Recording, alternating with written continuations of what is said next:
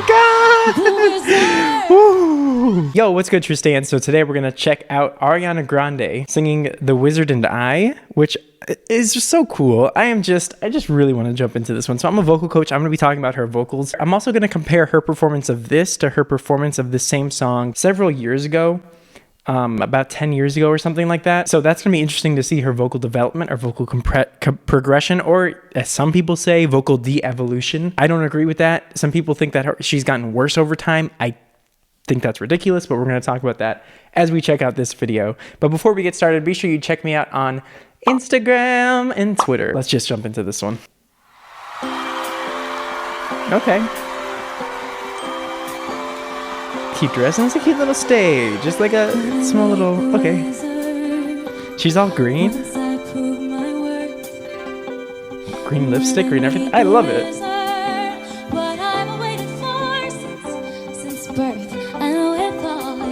It's live, by the way, 100% live so far.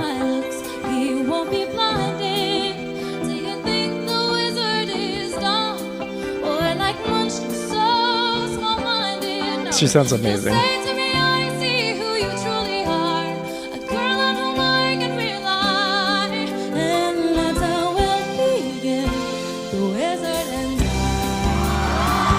Oh, that low range though, okay. Once I'm with the wizard, my whole life will change. 'Cause once you're with the wizard, no one thinks you're strange. No, so cute, I love this. No sister acts ashamed. All of us has to love you, and by the wizard. She has such a strong voice.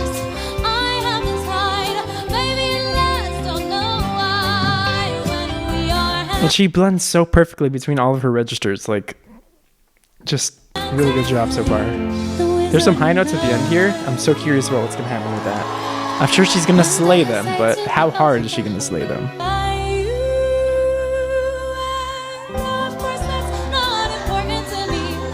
Do you hear that transition though from her head voice or her falsetto just into her full voice or her normal voice? Listen to that again.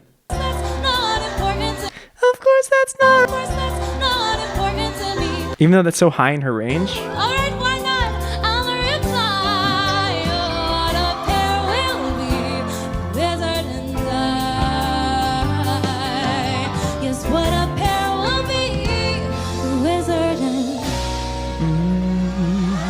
Ooh.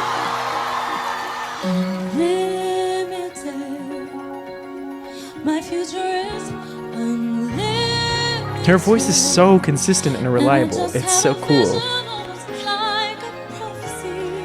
Honestly, I know that there's some people who are not going to like me saying this, which I think is ridiculous, but she just has some of the most consistent vocals in pop music today, just hands down.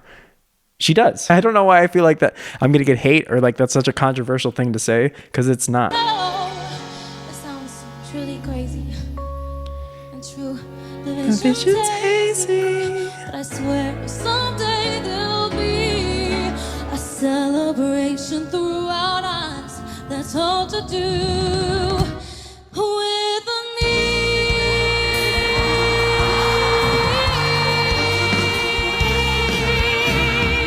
Oh, she's gonna slay this. Woo!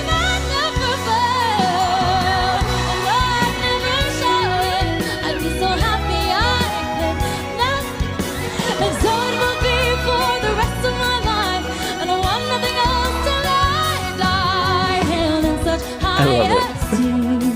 Oh my god.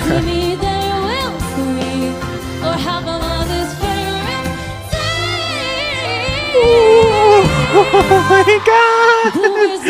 Ooh. Oh my god, that's so good.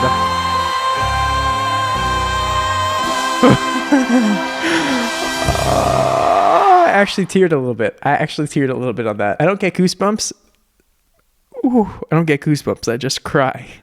That's really good. Oh my God. All right. So what we're going to do next. Someone made a video comparing Ariana Grande singing the same song in 2017 to her singing that same song just a couple days ago. So let's check that out. I'm super curious to hear the differences side by side, because people love to say that Ariana Grande has gotten worse over time. I have a video that went kind of viral. You can check it out here. Reacting to somebody claiming that she has no resonance in her voice anymore, which means like her voice has no presence or carrying power or volume or just, and it's just ridiculous. But anyway, let's just take a listen.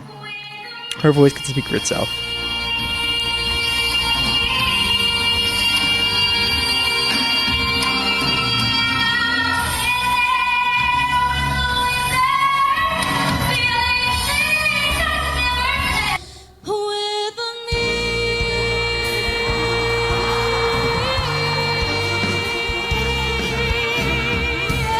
Okay, a few things so far. So, nonsense that her voice is in decline. So one thing that she does in her newest performance that she didn't do in the old one, which shows a development of control, is in her old performance, she just sings me, just completely straight toned. In her most recent performance, she sings straight tone vibrato. And I'm standing with the wizard. Straight tone here.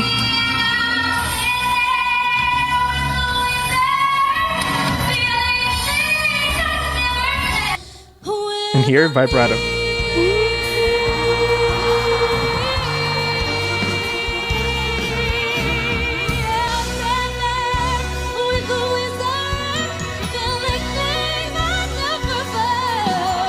Oh my God, she hit just nailing those notes.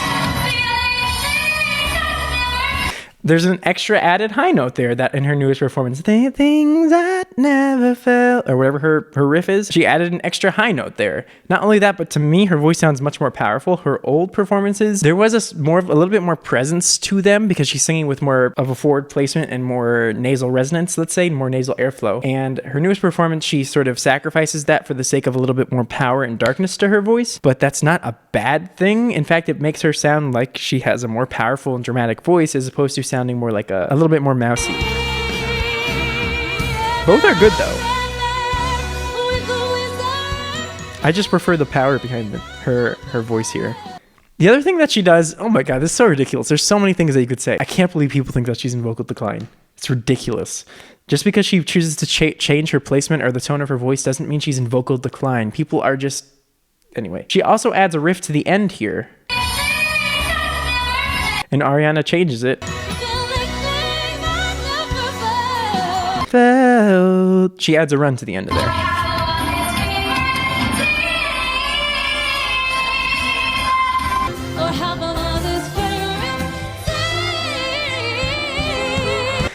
There's so many added runs onto that.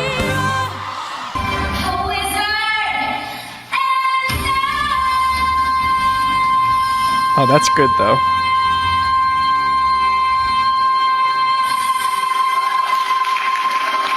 Ooh, that's good. That's good, but don't make me tear up. Ooh.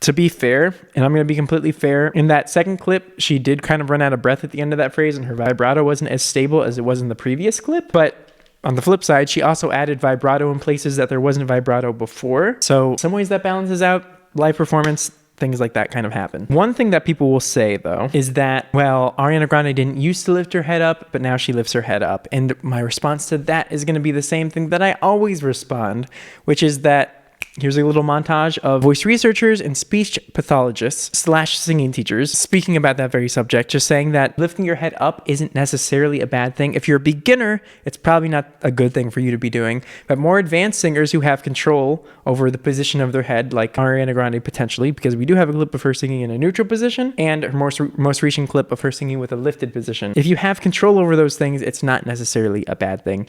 Don't believe me? Listen to the researchers. If we never had that bright quality, sometimes we want that in the sound, and we can adjust that by changing those extrinsic muscles. When you sing a pop rock sound, and in order to make the right aesthetic balance or acoustic form and configuration, if you want to put it in a science way, You need to allow the larynx to rise. You don't make it go up. You don't pull it up. You just leave it alone and let it rise because of the vocal quality you want.